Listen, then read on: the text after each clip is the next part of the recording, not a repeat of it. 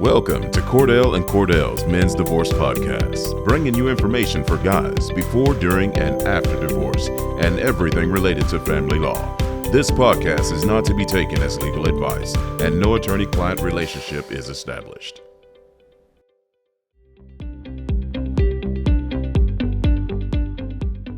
Hello, and welcome to another episode of the Men's Divorce Podcast. I'm Kelly Burris, a senior litigation partner with Cordell Cordell based out of the Austin, Texas office. And I'm joined today by Thomas Gross, a senior lead litigator in the Frederick, Maryland office. Welcome, Tommy. Hi, Kelly. Thanks for having me. Absolutely. All right. Well, today we're going to talk a little bit about how to pick the right attorney for your case, what to look for, and what do you do if you make sort of the wrong decision and you need to switch lawyers. First, let's kind of answer sort of the age-old question of whether or not you even should hire an attorney for your case. I mean, I certainly have lots of consults that come in and they're kind of asking me, you can tell they're trying to get me to tell them how to do their case on their own. Is it a good idea to try to do a divorce on your own? Tommy, what do you think? No, it's not. And it's a question that I also get a lot. Most people don't anticipate hiring a lawyer like they don't really want to hire a plumber. But like a plumber, you wouldn't fix your own toilet or deal with the consequences. And a divorce, it can get out of hand pretty quickly. So I can't think of an example where somebody came in and asked me, should I hire a lawyer? And I said no. I had a client actually put it a really good way once. He said, if my name's being said in court, I want somebody there for me. So yeah, I think that's a good rule of thumb. If your name's going to be said in court, you should have somebody there representing you. Yeah. And, when I get that question, I mean, I'm sympathetic, right? Like nobody ever in the history of family law went, oh my gosh, this lawyer was so much cheaper than I thought they were going to be. So I get that it's expensive.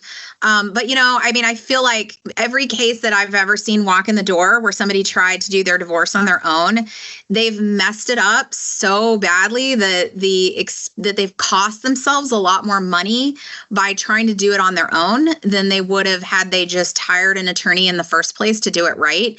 And a lot of those things, we can't go back and change. So, sometimes you can modify kid issues, sometimes you can't. And property issues, you can rarely ever change. So, it's kind of like if you try to do it on your own and mess it up, you don't sort of get a second bite at that apple. That's right. And it's not, it's understandable because it's an expense that people don't want to think about and maybe they don't think they can afford it. Right. But when when you step into it and you make that kind of mistake, you're living with it. You have to live with it. And so I think a lot of it, especially with our topic today, it boils down to hiring the right lawyer, somebody that will help you make the right decision, but still allow you to have ultimately that input and information that will, help you make a decision that will affect the rest of your life.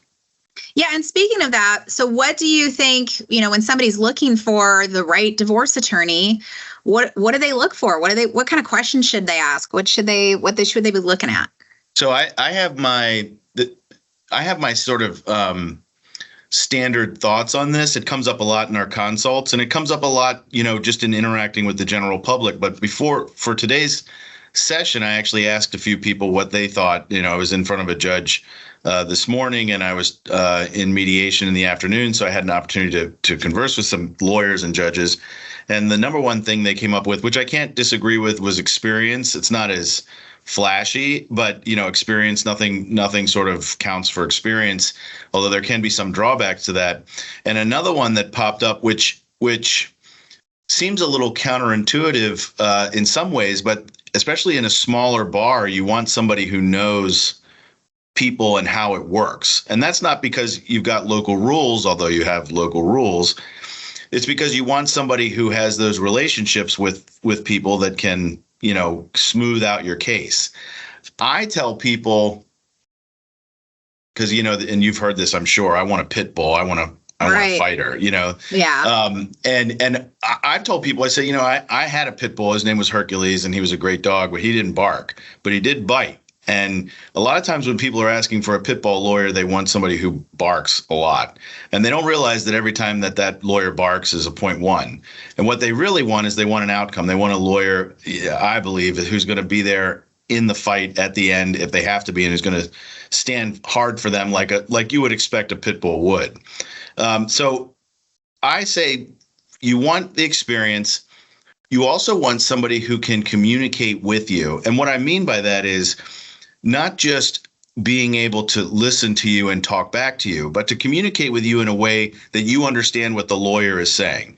You've, I'm sure, experienced this, Kelly, is you can say things to people and we get in our heads sometimes when we start talking like lawyers, and it can be difficult to understand. And that can be stressful for a client who this is their real life. They're not 100% understanding, but they're maybe a little intimidated to say, I don't understand, what you're saying, and so you need a lawyer who can communicate in a way that you understand, but also who can recognize when maybe the client isn't understanding or isn't tracking. And this is a run-on sentence, have the sympathy and kindness to recognize that they're not trying to misunderstand you. It's just not intuitive. Like, family law is not intuitive. It's not part of everybody's lives. And I tell clients when we're talking about what you should be looking for in a lawyer is that communication doesn't have to be happy. It doesn't have to be affirmative. It doesn't always have to be, like we're friends. And there are times where you sometimes have arguments with clients where things get heated, and that's because it matters. And I tell them that. And you have to have the relationship with your lawyer. Your lawyer has to have the ability to communicate with you in that way that you can have those kinds of conversations to reach the right decision because it matters, and not feel like you're hurting someone's feelings. So I think communication is a big, big key.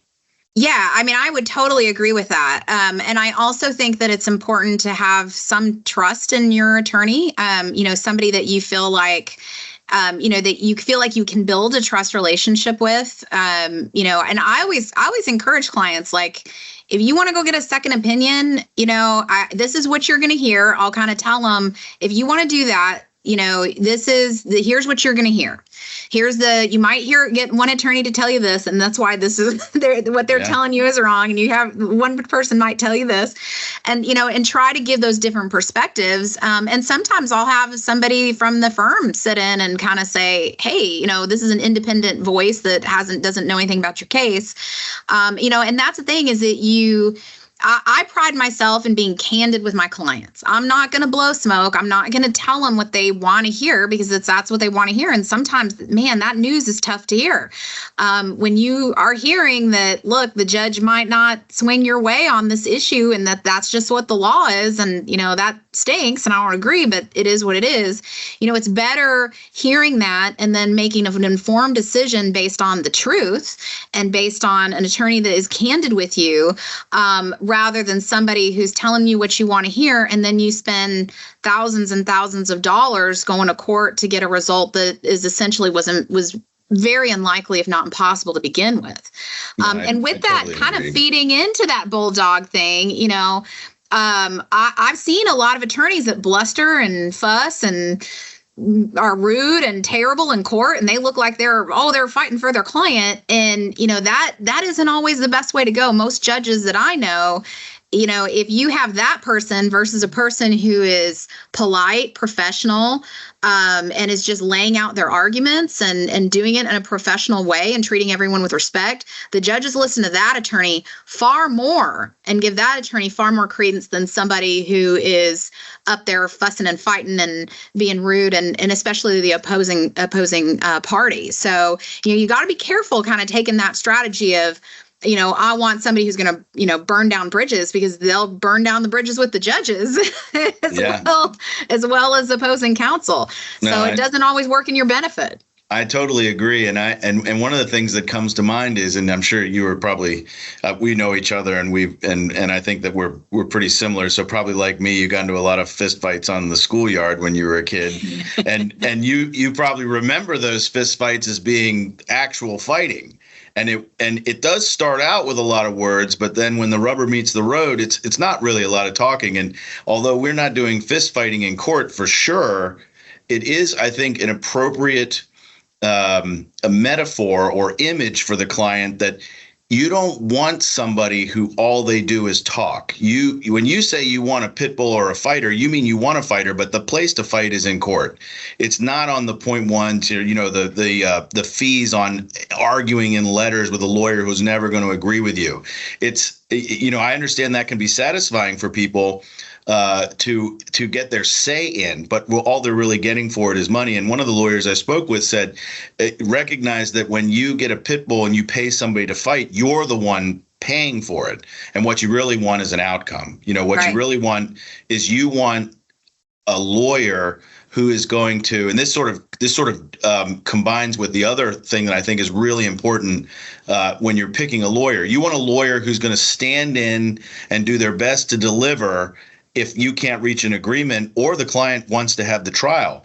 And in conjunction with that, personality aside, taking into consideration your communication skills, you want a lawyer who's going to get the subpoenas out on time. And what I mean by that is you want a lawyer who's going to be there in trial and not thinking wishing they had something else. They got their subpoenas out. They got their discovery done. If discovery is deficient in a meaningful way, they filed the appropriate motions. And all you're really doing at trial is delivering your evidence in a convincing way. That's what, you might have a lawyer with a personality, and this is something to sort of be careful from, that you love. They talk well. They make you feel good about your case.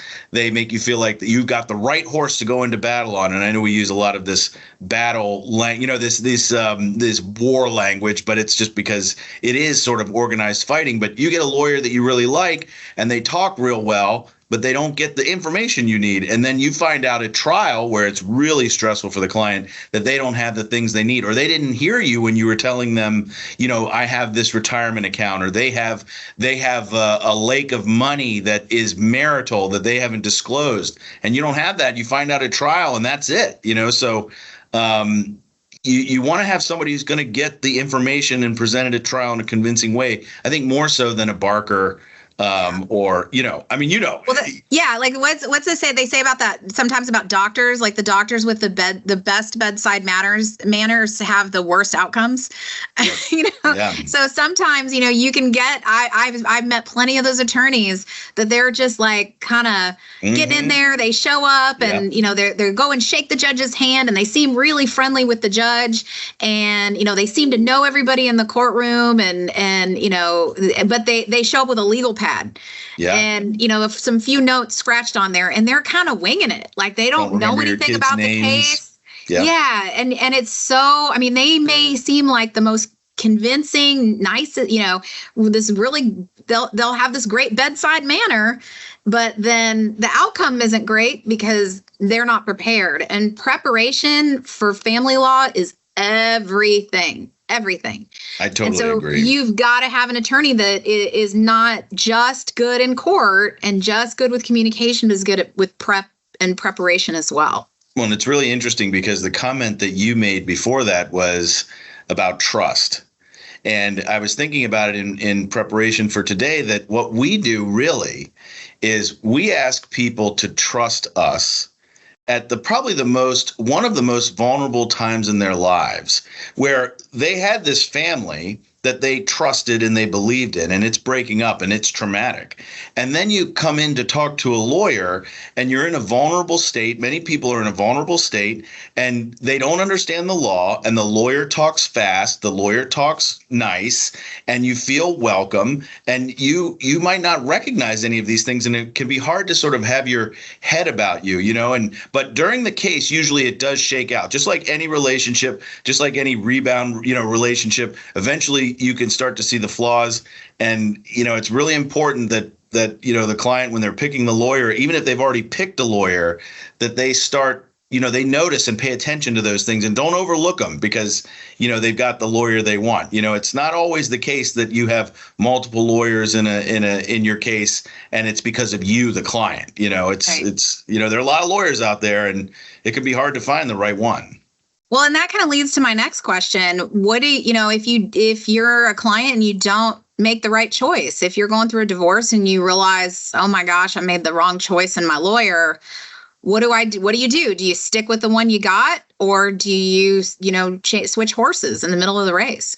So my advice on this almost exclusively is switch, right? I mean, because the client is as important in many ways as the lawyer. And what I mean by that is the client is the source of information. The client is the delivery mechanism of that information in trial. They're the ones, and the way I describe this to my people is when we're going through the case, when we're doing mediation, you drive the bus, all right? You tell me what you want, I get the information, I explain to you, we make choices. When we walk into court and we are there for trial, I drive the bus. You ride shotgun. Now you have your job. You have to deliver the testimony. You have to give the story to the court.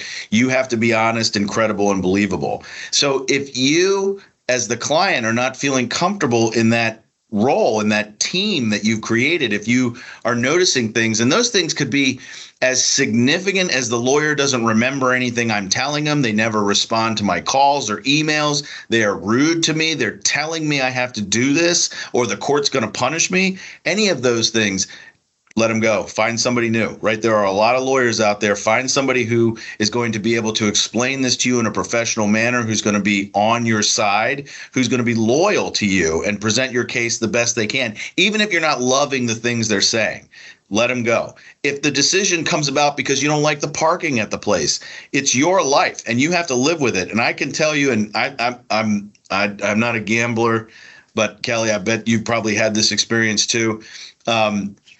It doesn't matter when you have a compelling case that you're the fifth lawyer in the case. It doesn't matter. The judge is not going to take your children away or order you out of the house or increase your alimony because the 4 previous attorneys you didn't like or didn't work out. If you have a compelling case, you have a good lawyer, they're not going to care how many lawyers you have. It doesn't matter. And the way that the client, I think, should look at that is, I've already invested this, that's gone. The only thing that counts now moving forward is what's to be done, what's to be decided. That's the trial, that's the mediation, and they should switch, in my opinion. Yeah. And I mean, I do think, though, that one of the things that people need to think about if they are switching lawyers, that is usually some added cost, because you are paying an attorney to get caught up on the file. And there are certainly times, like opportune times, when that needs to happen. So you don't want to fire your lawyer 2 days before a hearing and get somebody new that doesn't know the case, and you can't get that. And a lot of people think you can just walk in and get a continuance whenever you want for a hearing for any reason. And that's just not the case. You have to, even though we might try to get a continuance, there's no guarantee of that. And so literally, if we take a case 3 or 4 days before some hearing happens, if we're even willing to do that, depending on how big the hearing is, that's less time that we have to prepare. So I think if you are considering switching attorneys, there are very specific times when you need to do that. And you need to be sure that you're doing it, say, 2 to 3 weeks before any major mediation hearing at minimum. And final trial, you really probably need a good 2 or 3 months before that you need to stick with one attorney for 2 or 3 months before going into a final trial, because they have to get caught up on the whole file. There's discovery a lot of the times that's missing. When we inherit those files, sometimes I'll see, if I'm getting a case 30 days before trial, the discovery period's done. There's nothing I can do. So if that file was messed up by the prior attorney, I just have to sort of go with what we got. And that can sometimes be not a whole lot. Like if they didn't do what they're supposed to do, our hands may be largely tied. So you really do need to be sure that as soon as you are kind of having doubts, go get a second, like I said, go get a second opinion. Yep. And if the attorney that if you go see a new attorney and they're telling you something totally different, and they're telling you, that this sounds squishy or this sounds off, and you don't feel comfortable with the prior attorney, by all means switch, but just know that it's not something that we can hop into a case and immediately know all of the facts. Like, it takes some time and money and effort to get caught up. So be sure that as a client, you're aware of that before you decide, to switch. No, and so that you kind of had mentioned, I think that's another reason a lot of people are afraid to switch lawyers, is they're afraid that, like you said, a judge is going to go, oh my gosh, this is his fourth lawyer. The client must be really problematic if they've gone through 4 lawyers. No, that's an excellent point. It requires some strategic thinking from the client. They need to be aware of the deadlines. That's something that's part of their role. Also, the lawyer helps out with that. And the expense is a consideration. But when you're talking about and only the client can make this decision, and it is a risk. But when you're talking about your children, you're talking about your property and your money. When you're talking about those things, it's hard to put a value. Property's easier, but the stress that you endure, it's hard to put a price on that. And the worry about your kids, it's hard to put a price on that. All the more reason why if you're feeling uncomfortable, the sooner you act, the better. Yeah. And if you're stuck with it, then there are other options for clients that are stuck with somebody who may not be doing a great job. But when you have I guess what I should say is, when you have the luxury of switching and you feel like it's something you need to do, you should do it because it's important. Yeah. I mean, do you think are sort of, can we give these, our viewers any warning signs as to what to look out for, to see if maybe they made the wrong decision? I think some pretty telltale signs are missing court dates, obviously, is a big one, right? And I mean, ours is a tough job, so I don't want to be hypercritical on people, but somebody should be concerned if their lawyer's not showing up for hearings, if their lawyer's not responding to them, and I would say at first at all. That's kind of a red flag if there's no response at all. Another red flag would be some pretty aggressive push towards settlement. And what I mean by that is being told that you have to do something. And in our business, in family law, you really only have to do the things the court orders. So when I communicate with clients, I like to explain to them both sides of what their options are. If there's only 2, and if there's multiple options, explain those. If you feel like you're being pressured to settle and you can't understand why, and it's pretty aggressive, that's kind of a red flag for me. And I think, another one would be like providing your information to the lawyer. Like, for example, in discovery, most jurisdictions have some mechanism of discovery where you ask for information and you provide it and it's served to the other side. And if you, the client, have provided that information to the lawyer, but the lawyer hasn't sent it over and is refusing to send it over, and you've asked why and there's no explanation to it, these are things that can complicate or really impair your case. These kinds of things are what the lawyer should be looking out for somebody that may not be up to snuff. Yeah, I remember being in mediation once, and this was years ago, with an attorney. And we did an attorney conference, and I was talking about how I was talking to my client over the phone at some point, and the attorney said, "Oh, I never call my clients back. I never talk to my clients over the phone. My paralegal will return their call, and they will have to come in and meet with me, and I don't ever talk to them personally." And I was like, "How do you get any clients at all?" Like, that just blew my mind to how this attorney ever even had a practice.